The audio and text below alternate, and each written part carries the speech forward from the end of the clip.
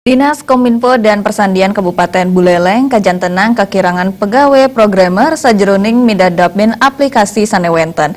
Programmer dahat kabuatan sajeroning ngemargiang program Smart City. Pemerintah Kabupaten Buleleng sanemangkin ngatang angge nangyang program Smart City. Pemerintah sanemangkin maut saha ngowohin pegawai programmer pemekas pindah ke pegawai kontrak.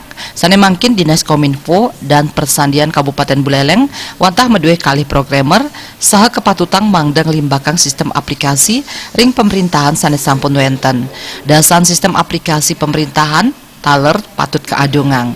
Kepala Dinas Kominfo Sandi Buleleng Ketut Sueca Mausang angkatnya nih muatang sawetara roras diri programmer mangdet tim sanes sampun wenten sayan tegep. Dani taler ngangkenin yene ngeruruh pamikarya programmer rumasuk mewah santukan para programmer akehan milih mekarya ring swasta.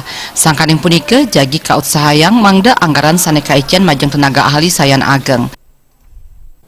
Dan terbuka untuk umum, yang kita umumkan sebelumnya melalui media elektronik khususnya sehingga dengan demikian kita mendapatkan harapannya adalah kita akan mendapatkan tenaga-tenaga yang handal di bidang program. Sejauh ini Pak, apa kendala yang di perekrutan sendiri Pak?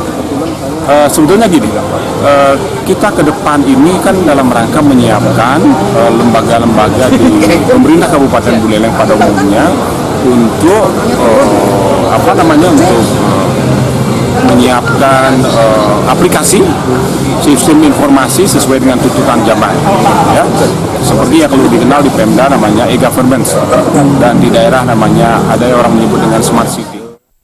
Ketut Sueca ngawohin sanemangkin akan nyanyi taler midabdabin sistem e-government mawinan presiden mekarya sistem sane becik saha mangde sistem sane wenten nenten keni serangan cyber.